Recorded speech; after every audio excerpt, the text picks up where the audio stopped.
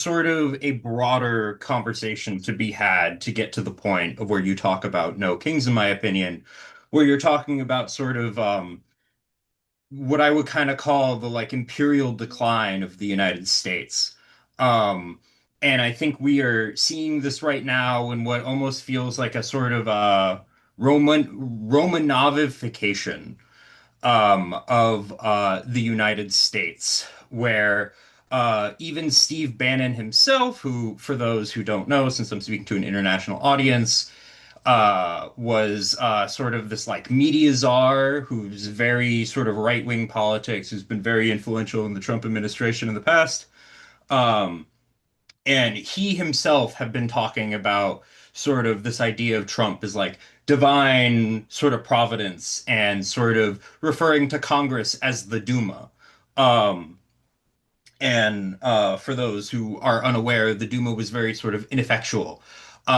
So there's a lot of sort of erosions, I would say, of kind of the establishment because the United States, for a very long time, has really sort of leaned on the sort of soft cultural power, hegemony, so to speak. And part of this kind of reminds me of sort of a response that Gramsci had to Trotsky, where sort of the idea of the war position and the war maneuver comes about, where he basically says that in, the Soviet Union, what you have right now is a war of maneuver where the czars are only really have this sort of like hard power, like violence to sort of prop up their state. While in the West, you have sort of a war position, a siege, so to speak, where there are all these sort of various um, cultural and institutional sort of safeguards to the sort of capital system and the imperial American system that allow it to um, be what it is and be so endurable, right? But Trump is really interesting in that we are sort of seeing the culmination of rot that has been going for a very long time. One could say it started with Reagan. One can say it started with the collapse of the Soviet Union. There's various points you can argue, but what we are seeing in our country right now is sort of a lot of sort of the established norms are falling apart. And it's very kind of ironic because the people who are always saying like, oh, they're going to put you in camps, they're going to take away your guns, are sort of the like right-wing conservative sort of political apparatus that are now the ones trying to do these things. And there's a very interesting sort of dynamic with the legal norms and the Constitution right now, where and there was actually a really interesting sort of back and forth and debate in Marxist Unity Group about this in our general meeting the other night, where there was sort of is the right performing a sort of anti-constitutionalism by sort of invalidating many of these things and empowering the executive, or is this in fact constitutionalism? And this is just the right-wing interpretation of it, where the Constitution is essentially a permission structure for the executive to do what they want. Um, and the Supreme Court is something where we've seen basically trying to roll back as much as humanly possible in terms of progress we've made in the past. They're expected to overturn gay marriage, for example. They're looking into trying to ban firearm purchases for people who smoke marijuana, which would, disproportionately affect the left. Um, and so you have all these things kind of happening, and you have what is essentially a very ineffectual resistance to it. But I guess before I get to that, I feel like there's more to sort of talk about in terms of like where America is and where this decline is going. And a lot of it is sort of like turning America into this like, rigid kind of conservative empire into just like a straight up kleptocracy that reminds me a lot of sort of like post-Soviet Russia, in where you just basically we have a government shutdown right now that is basically being used as an excuse to purge political opponents. The military is they're looking to private equity for the military. Um, which is going to create an interesting situation where right now they've basically been putting all their sort of incompetent yes men in charge, and that is sort of weakening these institutions, but thing like the military is also sort of in this interesting state where when you're sort of going to private equity, it creates more and more incentives to go to war. And that kind of, I guess, is a good sort of segue to talk about some of the sort of the international dynamics at play here where, Trump has basically tried, and I guess the conservative sort of establishment more generally has been trying to sort of strong arm the world, right? Into like, we're the strongest, we're the toughest. And you've seen, and this is something you have been seeing in past administrations where you do have this erosion of sort of American soft influence because there's only so many times you can do like an IMF loan to a foreign nation and they don't get anything out of it before they start looking to other people. And they have been doing that. And the most obvious answer to that is usually China. And, the United States has had a very deep psychosis about China for a long time, where as long as I can remember, they were basically saying how any day China's going to collapse, right? Like what they're doing is unsustainable. And that's because China is doing things that defy the convention of sort of capitalist experts. Um, and so there's been a lot of attempts at strong arming to sort of bring back like once was in this very sort of like irrational nostalgia for sort of like the 20th century where America was like dominant. And that has created a situation where it has made people retreat even more from the United States. Canada being probably the biggest example, where some people are talking about is Canada going to join BRICS now because Canada has been so burned by the United States and thinks they're deeply unreliable. And, it makes sense that a country would be uncomfortable if people start talking about how they're going to invade them and make them the 51st state. Um, my criticisms of Canada aside, though, but when you have a situation like this happening, there's actually been some really interesting whispers recently about how sort of the CIA's sort of center for like intervention in China is going to be shuttered.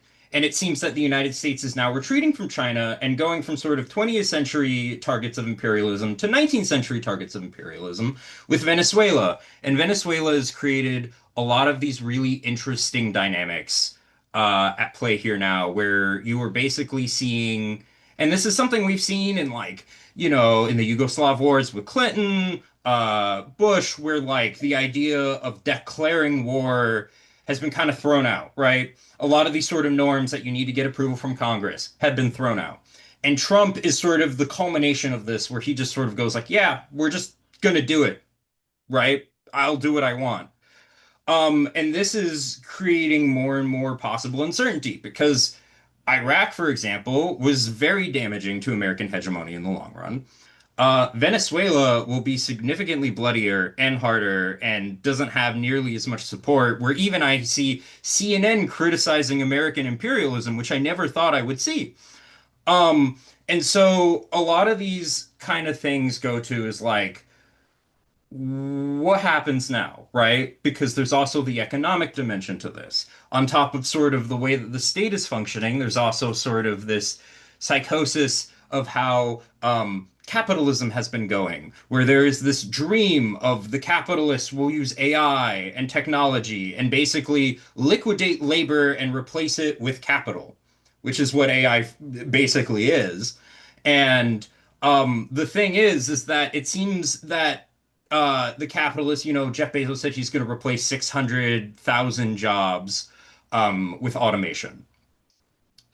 And there becomes sort of an instability here, and Marx talks about this in like the Communist Manifesto, even like where capitalism is very much so, or I guess this is my metaphor, but capitalism is very much so like a wooden table where you just keep planting like cement bricks on top of. And what's going to happen eventually is that table is going to collapse because it's made out of wood. And we're seeing this right now where the economy is getting worse. We're in a recession, but a lot of people are in denial about that. Things are getting more and more expensive. um, a lot of sort of the ideas about America of like, oh, we're so great, blah, blah, blah. That's sort of withered a bit, but I'll get to that a little bit in a couple moments. But you now have this situation where things are already kind of bad, but it already seems like it's going to get worse because you have artificial intelligence and you have the AI bubble. And the AI bubble is this is being well documented outside of our little like socialist circles, but like even in just like mainstream media, the AI bubble is like significantly larger than the dot-com bubble was in like the 90s. Um, and that kind of begs the question of how bad is it going to get? And I guess this is a good time to sort of move into sort of consciousness, which I'll eventually get to kind of know Kings, where um, things, there's a lot of assumptions, especially when you have like the new left in America, um, and sort of like a lot of sort of takeaways from sort of the failures of the 60s, which I think has created a sort of um, ideological position amongst a lot of older leftists where they're very conservative and they think that things are always going to be the way they are. But what we're seeing right now is a decline in these institutions and sort of the way things were. And I think the left in a lot of ways hasn't really. There's attempts to build there, but I think there's still a lot of, at least in the older generations, sort of this idea that things are going to remain the same. And so we have to sort of play to those institutions, but those institutions are crumbling. Um, and the question then remains like, what then happens if we go from like being in a recession to like a Great Depression, which I'm not going to completely rule out at this point. Um, and that creates, I think, a lot of anxiety, and I think the left in America isn't completely ready for that. But so that goes to sort of the ideas of consciousness, right? Where things are bad, people are feeling it. Um, all these sort of media and various tools of propaganda, which America's always been the best propagandist in the world, at least in the modern world. Um, that doesn't matter too much if you can't survive, right? The harder it is to live, the more those things are meaningless. And at a certain point, I think there's a real opportunity there. And so basically, most people you meet in America will say that capitalism sucks, or like capitalism is at the very least like needs to be fixed, right? But I think there's a lot of sort of unsureness and uncertainty on how do you actually build, like, where do you go from here, right? What's the alternative? And amongst young people, socialism as a term is rising, but what that exactly means is like up for debate in a lot of ways. And the way that sort of the United States works, it creates a lot of struggles for how you exactly go about that. And what you see with something like No Kings, which is made by essentially a controlled opposition nonprofit, which most nonprofits are outside of us, DSA, but they're very focused on this very surface level kind of liberal. Like the problem is Donald Trump. He is the king. Um, and so what you have is you have the people organizing these things with all the resources and connections being able to create these massive rallies as the largest you've ever seen. But because all these people are like, something needs to change. I'm filled with anxiety. And something we talk about a lot in DSA is like, wow, everyone else is like freaking out more than us because we have some sense of we feel like we're like doing something, there's a plan. Other people are like just, most Americans are just constantly stewing and trying to find an outlet for it. So something like No Kings is very appealing to people. But no kings, ultimately, where does that energy go after you have your rally? Um, just by the indivisible people alone, nowhere.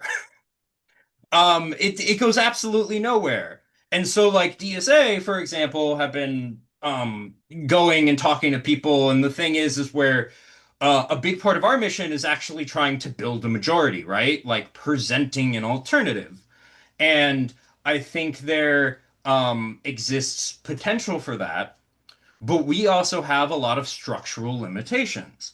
Because while for like Donald Trump and the sort of reactionary fascist movement, the law does not matter for them, the law, unfortunately for socialists, still matters.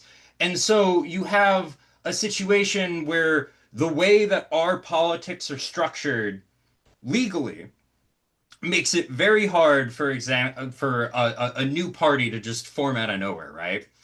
Um, the kind of situation you're seeing in the UK right now, which the UK, I don't have to tell the people here, has a lot of flaws in its political system. But the sort of situation where labor is collapsing, Britain's sort of having what we would call like our Joe Biden moment right now, like the Biden administration, where you have this sort of ineffectual left sort of neoliberal regime that like is unable to capture any kind of momentum or make any real change. And so, like in the UK, there was your party, and I'm gonna talk a little bit about that in a bit, but um, really there was like some troubles there, and some of the momentum kind of died there. And now what you see is the Greens, who I don't know a ton about. They seem to have flaws, but they seem to be better than Labour. Are in a situation where they are able to now sort of pick up that momentum and like be sort of the credible flagship of the left at this moment. Um, that cannot happen here because we don't have parties, we don't have a parliament. What we have is basically two primary ballot lines that are sort of a network that in some ways act like a party, but are very focused on the donors and the individual politicians. Um, and that creates some kind of interesting circumstances where you have, and this has kind of been a blessing and a curse for us, where you have the movement and the politician in many ways by default in the United States are separated, right? And when you have a situation like that, it becomes much harder to build a party. It becomes much harder to just like get up and sort of build that momentum in the way that the Greens are building right now. So what we have to do is we have to basically develop people as DSA and put them forward as sort of like cadre, as electeds, right? And this is what we're seeing with Zoran right now. And Zoran is like No Kings, sort of captures a lot of that energy, right? But Zoran, we'll see where it goes, but is like promising a lot more concrete things. There's like a place to go for that. But where that sort of exists, is in a space where right now it's a very strictly economist agenda, so to speak. It's very policy focused. And this has created some interesting thoughts for me about, Zoran is like was brought up in DSA and is very much so like of us, but is like also we have to deal with the situation where you have the political establishment and the progressives all putting pressure on Zoran and what he wants to do. And there's already been controversies. And there's a lot of debate about is New York City DSA, who notoriously has this very sort of reformist sort of conception of politics and frankly tailist way of tailing politician or tailist approach to the relationships with electeds. Um, are they really ready for dealing with that? And that's something at Marxist Unity Group we're, I think, really bracing for, and we're trying to figure out where that kind of leans from. And we've definitely, I think, been moved a little bit in how you sort of deal with like what our perspective is on sort of like running for executive and stuff. I think we're still incredibly critical of it, but we're not as scared of it as we were, but we do recognize that there are like really serious like challenges that are about to come up. And so like people have been very much so mobilized by Zoran, and we only have so much control over him, and New York City DSA only wants so much control over him. But it's really interesting kind of looking at this relationship where fundamentally American politics exists in a way to depower people. So you have something like No Kings where people show up, they feel a little better about themselves, and then they go on about their day. The benefits of that system, though, for organizers is sort of the way that like the problems that like your party has fallen into, where you have sort of the electeds front and center, building the party, wanting like to be enshrined in the party and leadership. This isn't something that really exists here. And we had sort of an odd stroke of luck in the sense that Bernie Sanders shouted out DSA, but Bernie Sanders has nothing to do with DSA really. And we kind of were able to build separately. So instead of being, I guess, like a party of, um, you know, electeds or power players, we're a party of organizers and sort of rank and file people, working class, middle class, etc. Um, and that I think has created a benefit for us, even if it's a bit frustrating, where, we're currently trying to get to 100,000 members, and I think we are going to get there. Um, but it is also, there aren't really shortcuts. And we are ultimately not really able to like go to war with the Trump administration or anything. We still have to sort of build and rely on a strategy of patience, or at least that's Mug's interpretation. Some elements of DSA would like shortcuts. Um, and DSA finds itself in a situation where we're fundamentally, I like to call it the Holy Roman Empire of American socialism, because it's ultimately split up into a bunch of different chapters who mostly have their own autonomy, and then you have sort of our national political committee on top, but the amount of influence they have isn't as much as you might like. In some ways, we're sort of like a very centralized confederation. I don't even know if I'd call us a federation. Um, and so there's a lot of challenges on us. Is like, how do you take an organization that is often very fractured, and how do you make a million pieces move as one? And sort of the attempts of sort of like the fall drive that we're doing to sort of like this like big recruitment drive that I'm bottom lining in many ways um is something where we are trying to sort of like like do a structure test in many ways of how much can we get us to act as a national organization, because a lot of the work, right, be it like our responses to ICE, which I realize I didn't even cover ICE, but I think I might be running out of time here, um which I guess I'll briefly cover and say that, ICE is being used as Donald Trump's secret police, basically. And that has created a lot of animosity and a lot of frustration.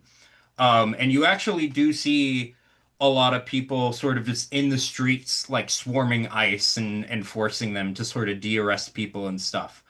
Um, but when you kind of have situations like that, our chapters are the ones doing the ICE response work, right? Our chapters are the one trying to work with labor, trying to work with the tenant movement. And there is definitely this interesting element where the labor movement, the unions in this country have very much so been sort of captured by the capitalist establishment.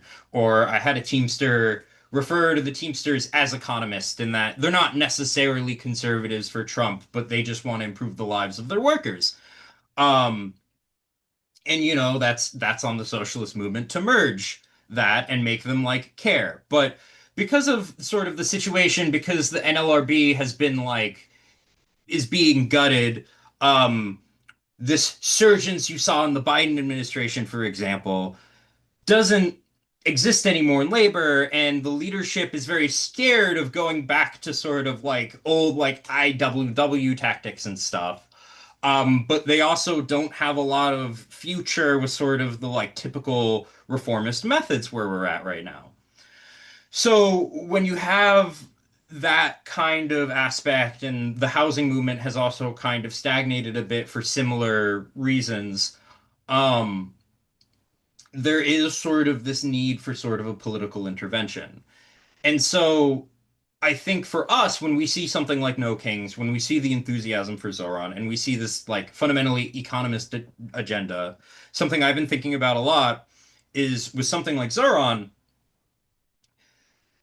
people in America hear social democracy and they think communism. That's where we're kind of going with. There has been such a push to try to make Americans think anything that's good for them is actually going to hurt them. And so you see, like on the Bill Maher show, you see billionaire like Mark Rubin basically saying, like, well, none of Zoran's policies are going to work. And you see the capitalist class freaking out because they know that that's a load of crap. It isn't true. And they have been able to do really well to sort of not let those things really have a chance. But now, um, they're running out of options on how to stop that. And it seems most likely that Zoran is going to win.